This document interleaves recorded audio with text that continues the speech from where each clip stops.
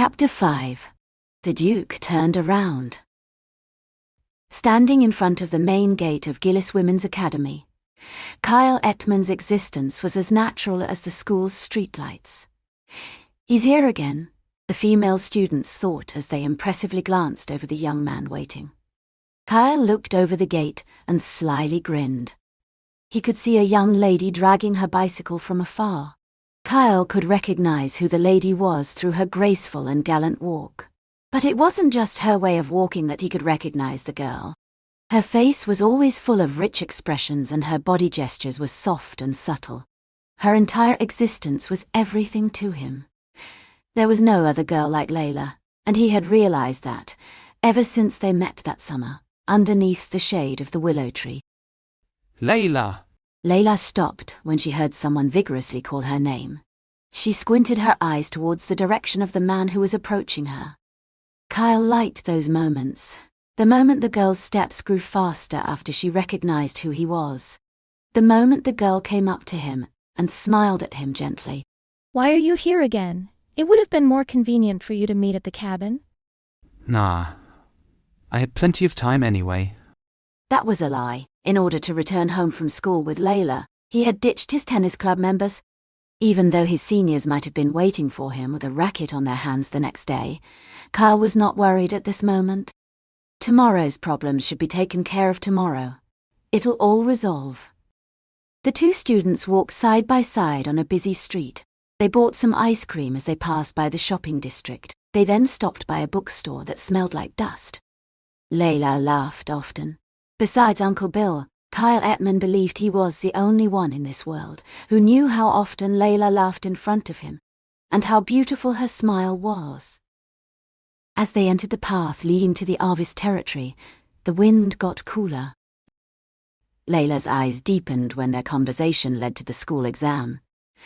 There was a bit of despair in her eyes when geometry was mentioned. Kyle carefully observed the minor changes in her facial expressions. "Not yet." Kyle suppressed the heart-fluttering words that almost came out of his mouth. He didn't want their relationship to get uncomfortable through his hasty confession. He then wondered if it was necessary to ask her to go out with him when he was already thinking of marrying her instead. Layla Ettman. That sounds nice. That's good. "Why are you laughing?" Layla asked him while she frowned. She was complaining about her grade struggle in geometry, until she found herself looking at Kyle dazedly, chuckling. Well, I heard Duke Gerhard is coming back. Kyle suddenly changed the subject. It's been a long time. When is he coming? "I don't know." Everyone's been babbling on and on about Duke Gerhard returning, but you don't seem to really care. Layla's hands that were on the bicycle handle tensed up. During the past years, there wasn't much contact between Layla and Duke Gerhard. They only greeted each other when they met in the woods, or whenever Claudine summoned her to the mansion. Even passing by the Duke was uncomfortable that she tried to avoid him at all costs. She didn't want to see him, and she had never wanted to see him again ever since the day Duke Gerhard stopped her spinning gold coin with his foot that summer evening. Claudine was the one who invited her and left her. But the Duke was the one who made her realize how much of an insignificant being Layla Llewellyn was in that strange, colorful world. That encounter left a scar different from the mistreatment she experienced at Lovita. It was a memory she wanted to forget, but whenever she faced the Duke, he made her recall that terrible day. Layla hated him. The Duke's appearance kept reminding her how irrelevant she was in that beautiful estate. A black car passed by as Layla struggled to calm her uneven breathing. Madame Norma never rode a car, so Layla figured it was Madame Elise, who must have come back from a social gathering. With the Duke back, Arvis must be hectic for a while. "Yeah." Oh yeah, Layla, should I try becoming an officer too? Kyle now began to walk backwards while facing Layla. I want to receive a medal just like Duke Gerhard. Captain Ettman, a brilliant marksman who can shoot down every enemy with just single shots. Kyle pretended to shoot an imaginary gun, and then smiled like a naughty boy. "Look here, Mr. Ettman. You can't even kill a chicken." Layla smirked. Although his pride was hurt, Kyle failed to refute. It was at that time last year when Kyle proudly insisted that he would pay for his meals in the cabin by helping out. Uncle Bill had ordered him to catch a chicken for dinner, but when he stepped into the chicken hen, he was unable to even pull out a single feather out. That was when Etman got his embarrassing nickname, the gluttonous herbivore. My sweet friend Kyle Etman, that is why I like you. Layla smiled at Kyle's upset face. I hope you use your hands to save people's lives instead of killing them. Of course. I am planning to become a doctor. Kyle awkwardly touched his cheek. Then, should I be a military doctor? Do they give medals to military doctors? If you save a lot of people, wouldn't they give you one? It's a better achievement than killing. Really? The two arrived at the crossroad amidst their conversation. Etman's house was at the end of the road leading to the left. Ah. I left the geometry note I promised to lend you at home. Kyle wrinkled his eyes in sudden realization. Then come in time for dinner later. Make sure to bring the notes. Hey, are you planning to wait for me or the notes? The notes! Layla brazenly replied as she soon burst into a mischievous laughter. Kyle started to rush home. You don't have to hurry. Dinner takes time anyway. Layla loudly shouted toward Kyle's back. Don't bother. I'm going straight to your house after picking up my notes. Kyle's retort was even louder. Layla shook her head at Kyle's stubbornness and started to ride her bike towards the Platanus road leading to the Arvis mansion. Matias pulled the car over in the front of the mansion driveway. The driver and the butler panicked at their master's abrupt request. Duke Herat's return was sudden. The Arvis servants and residents were busy frantically moving around to prepare for the Duke's early arrival. As a result, his arranged social gatherings with the nobles were all moved up. Butler Hessen swallowed his dry saliva out of nervousness. Master, we still haven't... I want to take a walk. Matias cut off the butler's words with his calm tone. The driver hesitantly got off his seat and opened the back seat door. No. Matias briefly shook his head towards Hessen, who was about to follow him out. See you at the mansion. Matias smiled as he turned his back. Hessen obediently got back in the car at his order, while the driver swiftly returned to his seat. As they drove away, the road became quiet again. Holding his officer hat in one hand, Matias began to leisurely walk underneath the tree shade.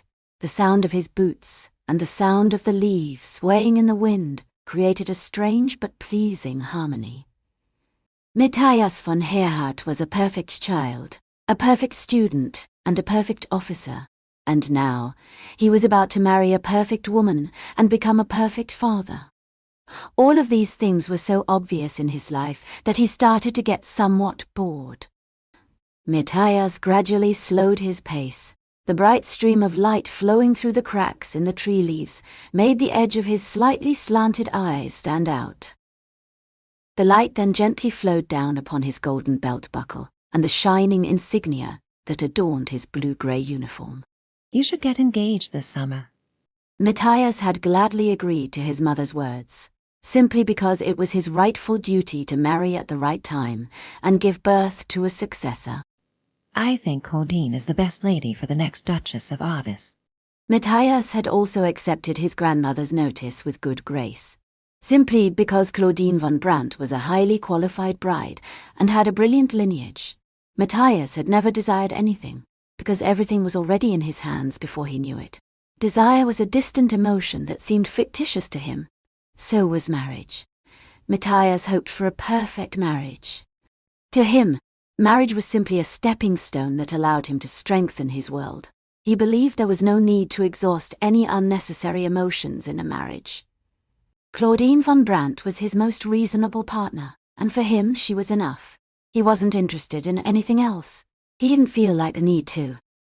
Matias paused in the middle of the road. He had suddenly sensed an unexpected presence of a woman. When he raised his head, the shredded sunlight pierced his eyes. Matias turned his eyes at a woman riding a bicycle headed towards his way. When he slowly backed away, the woman brushed past his left. Her clear golden locks fluttered in the air like waves. Layla Llewellyn. The moment Matias remembered her name, the woman flicked her head towards his direction. The woman's green eyes widened when she met eyes with the man. While they stared at each other, Layla had lost her balance and fell from her bicycle. Her screams were heard as the bicycle made an impact against the ground.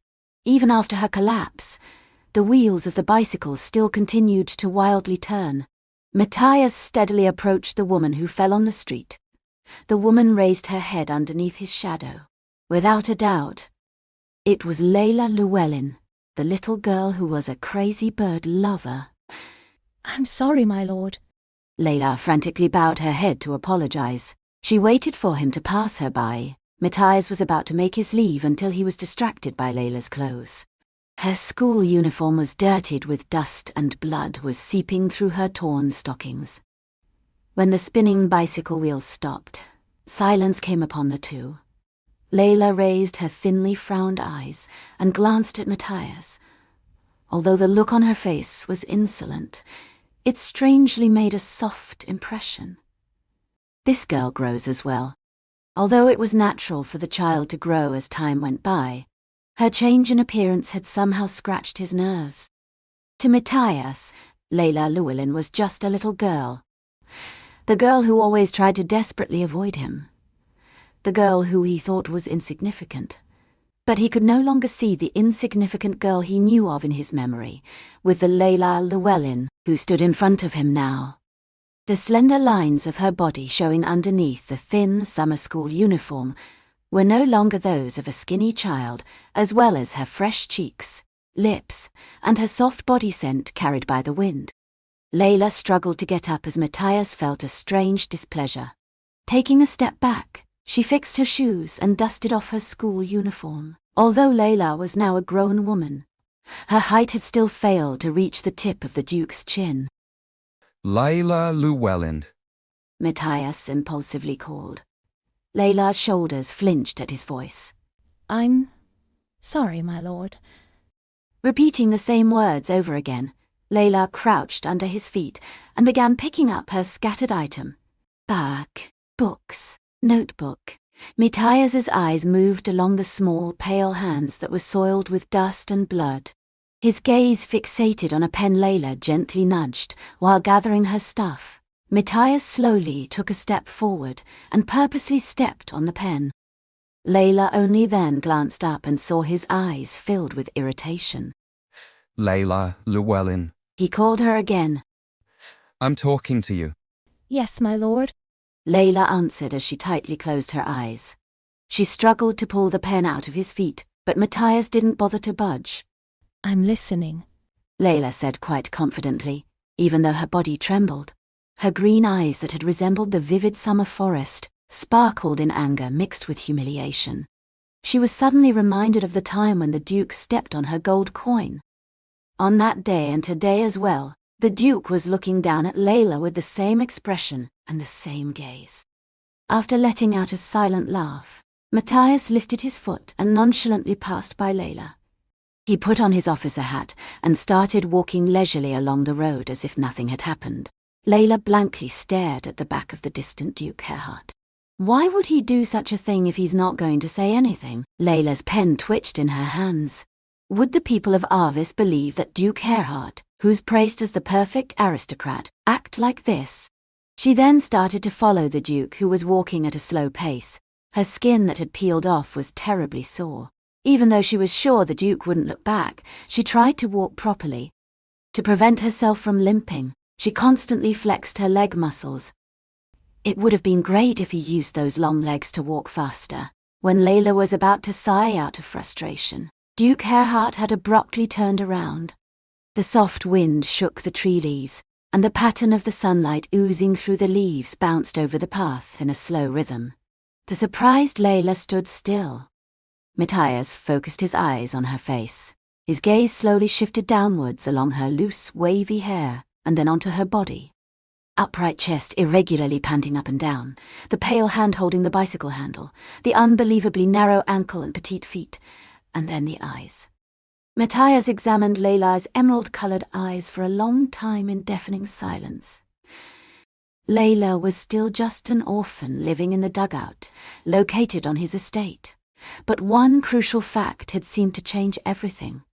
Time passed, and the child grew. And when he accepted that fact, he noticed Layla. She was no longer a child. That woman, Layla Llewellyn,